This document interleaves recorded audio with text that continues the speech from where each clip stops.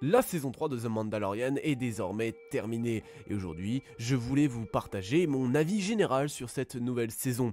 Mais avant de commencer, voyons tout d'abord vos propres avis. Suite au sondage que j'ai réalisé dans l'onglet communauté de la chaîne qui a comptabilisé un peu moins de 100 votes, alors qu'est-ce que nous pouvons en dire? Dans la grande majorité, vous avez tous aimé la série, 37% trouvent que c'est une véritable réussite, 61% ont bien aimé la série et seulement 2% la trouvent vraiment nulle. Concernant mon avis sans spoil, eh bien sachez que j'ai vraiment bien aimé, j'ai vraiment pris mon pied en regardant la série et c'était vraiment cool.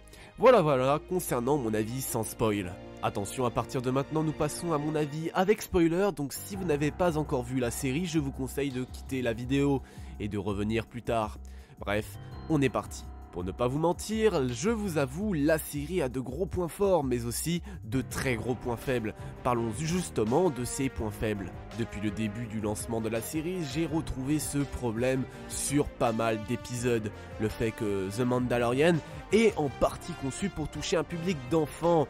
Pour exemple, pendant l'épisode 5, lorsque Nevarro est attaqué par les pirates, on est spectateur de toute la cruauté de ces derniers, qui ouvrent le feu sur la ville dans l'objectif de la détruire. Mais pourtant, on ne voit aucune perte civile, alors qu'au premier coup d'œil, on voit bien que c'est vraiment sérieux, et qu'il va forcément avoir des pertes. Mais non, aucune perte civile à l'écran, tout le monde s'en sort, sain et sauf. Un peu plus tard, dans l'épisode, les Mandaloriens passent à l'assaut contre les pirates, et c'est la même chose qui se produit. Il y a des pertes du côté des pirates, mais du côté des Mandaloriens, rien à part quelques-uns qui sont touchés, mais leur tir ne semble pas vraiment être un tir mortel. Mais bref, nous ne sommes pas dans le monde des bisounours, nous sommes dans Star Wars.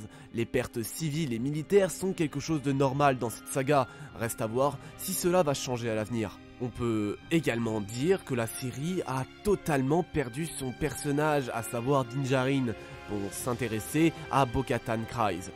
The Mandalorian a reproduit l'erreur du livre de Boba Fett, et je trouve cela vraiment dommage. Je pourrais également noter que tout va beaucoup trop vite. Certaines scènes présentes dans la série sont à mes yeux inutiles et auraient pu être remplacées par des scènes qui auraient vraiment pu faire avancer l'histoire. Ceci est un problème qu'on retrouve aussi dans la série The Bad Batch. Mais bref, je pense avoir fait le tour concernant les différents points négatifs. Voyons désormais le plus gros point positif de la série. Concernant les points positifs, le plus gros d'entre eux est très clairement le décor. Nous sommes loin des petits espaces fermés que nous proposait la première saison. Dans cette troisième saison, nous avons passé un gros cap. Les décors sont magnifiques, bref, un plaisir pour les yeux. Je peux également ajouter les différents costumes d'aliens que j'ai trouvés pour la plupart vraiment cool. J'ai également bien aimé les petites références aux séparatistes et aux contes de coups. Cela montre qu'à même à cette époque de la galaxie, certaines personnes sont encore partisans des séparatistes. Et j'ai vraiment trouvé ça vraiment cool. Sur ce, cette vidéo est actuellement terminée, j'espère que cela vous aura plu. Si vous n'avez pas encore répondu à mon sondage, je vous invite à laisser votre propre avis sur la série en commentaire, cela m'intéresse beaucoup. Si vous venez de découvrir la chaîne, n'hésitez pas à liker et à vous abonner, merci à vous. Sur ce, cette vidéo est actuellement terminée. Je vous souhaite à tous une très bonne journée ou une très bonne soirée et surtout n'oubliez pas que la force soit avec vous. La bise tout le monde.